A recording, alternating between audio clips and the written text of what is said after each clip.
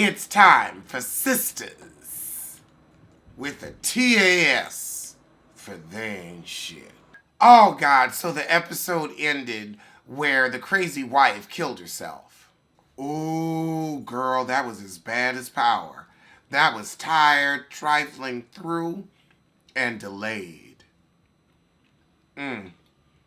Orange traffic cones all over the freeway. Delayed. Oh, Lord. Back at the bank, the sissy done brought his bisexual so we can find out if Calvin wants more than a dildo up his ass. As hot pink as that was, it may as well have been a penis. What kind of bullshit is this sissy trying to cook up, and why are sissies always so evil in Tyler Perry plays? Then again, why are wigs so bad in Tyler Perry plays? You see who we hate. So he's given us some type of high school nonsensical cruel intentions plot line, and the bank manager don't want to go along with it. The shit ain't gonna work, but I'd like to see it blow up in the sissy's face. Because I can't stand the stupid sissy. Oh, God. Now Calvin shows up and he's like, hey. Oh, he's like, oh, well, I wanted to show up and ask you because I wanted to know if you were going to blow me off. If I think somebody's going to blow me off and I have to show up to read their body language, the shit's done anyway.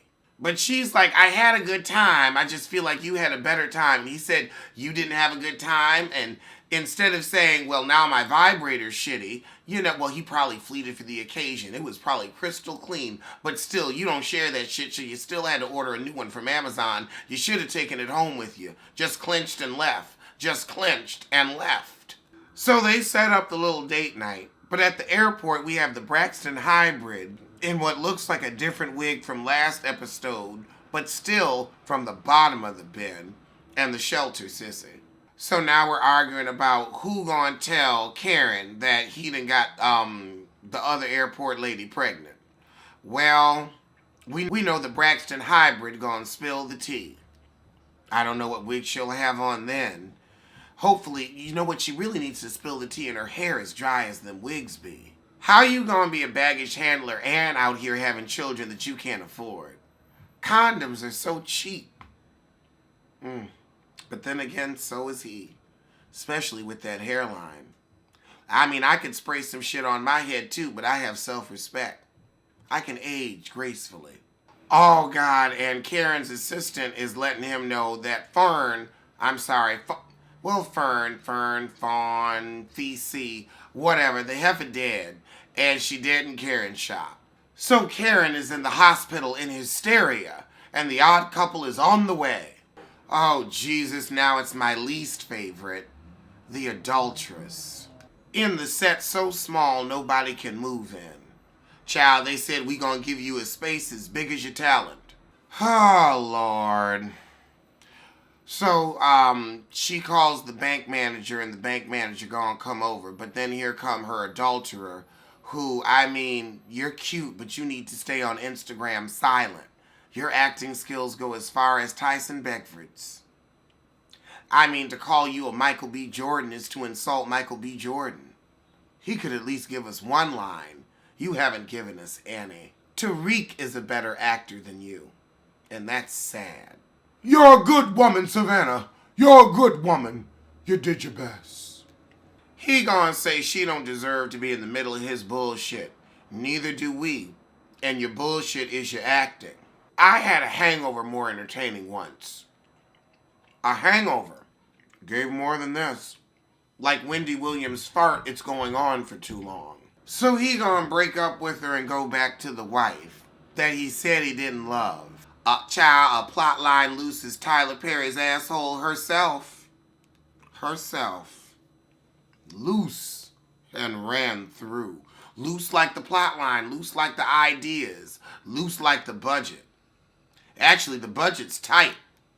Tighter than that bus. Andy, you say you don't want to be taken care of, but you can't take care of yourself, otherwise you wouldn't be in this mess. Over somebody this ashy. Hell, if you gonna fuck him, at least put some cocoa butter on that ass. He shouldn't be walking around looking like this, looking like he's in a Tyler Perry production. You must not give a shit about your co-star, because I would have greased that face up. Wouldn't have been on here looking this dry. And he looked dry. He looked like if you fuck, they're going to be flakes.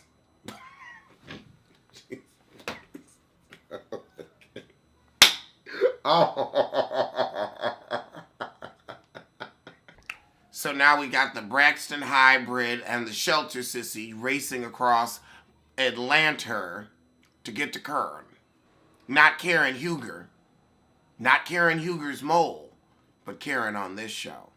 Although, you know what, Karen Huger's wig might be there, it's so askew, I feel like it has a life of its own. I feel like Karen's wigs have an apartment in Buckhead, and they come out to visit her to film.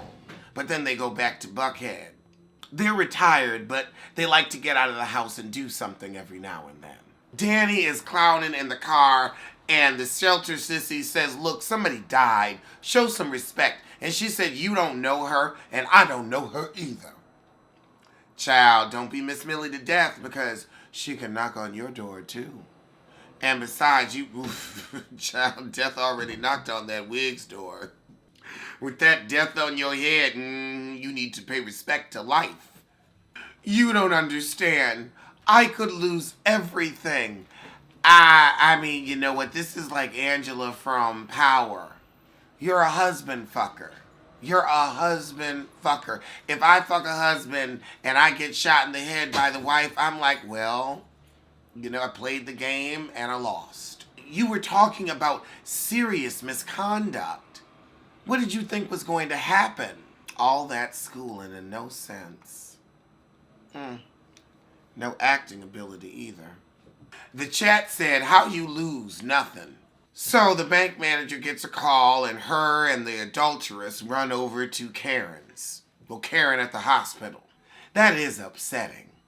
Child, this is putting me to sleep. I had a chicken sandwich. We might have to come back after a quick nap. It's... I mean, when there's so little emotion and such piss-poor writing, I mean, we might have discovered the cure for insomnia. So Karen says what happened, but she doesn't say that it was Fern, you know, the woman who she'd gone on a couple dates with her husband. Didn't say what happened to her hair either. This lace front is so unlaced. Like an unlaced shoe. Sloppy and all over the place. Pam already put the business out, and Zach's like, well, why wouldn't you fast? He's looking for anything to mitigate that baby mama. Oh my God. Oh, he is really fucking up. He basically saying, well, because you was fucking with somebody's husband, you never know what shit will happen. So now they're going to break up again, starting the plot line for next season. But you know what it's not starting? Our fucks. But it has started my digestive tract. So as usual, I have to shit. But I'll be back. Oh, Lord. So now Karen sees Aaron in the waiting room, and she's like, well, let me go say, hey, sorry. So Zach is upset that she's seeing the other man, but fortunately the group is like, oh, girl, you got a whole side, baby. Shut up and take your lump. That's what happens when you're dumber than a bump on a stump. So they see that she having a real long hug. Zach get all upset, have to storm off.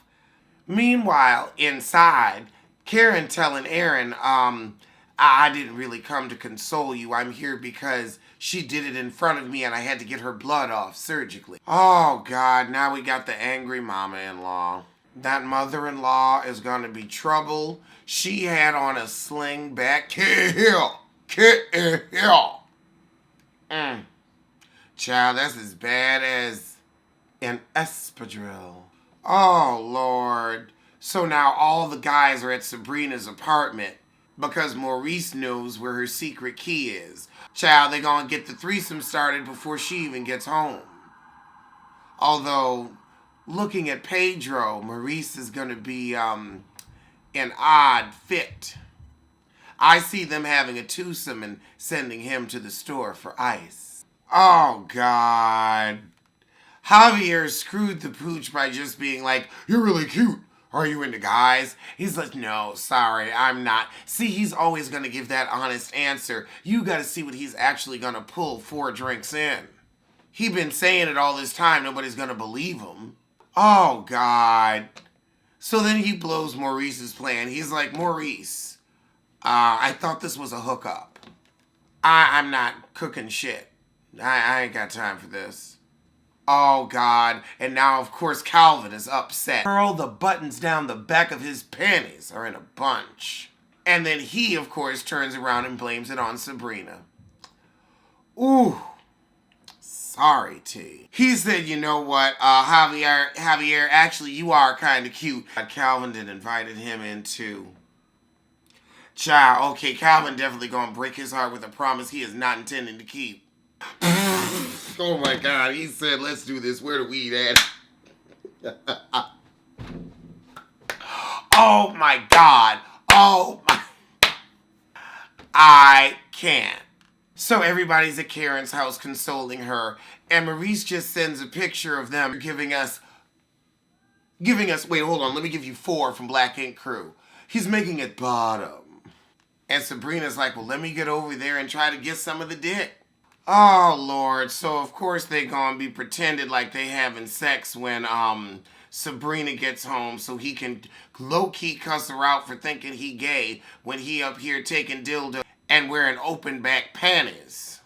Oh, they're playing Twister. I bet you they're playing Twister. Okay, they cut it.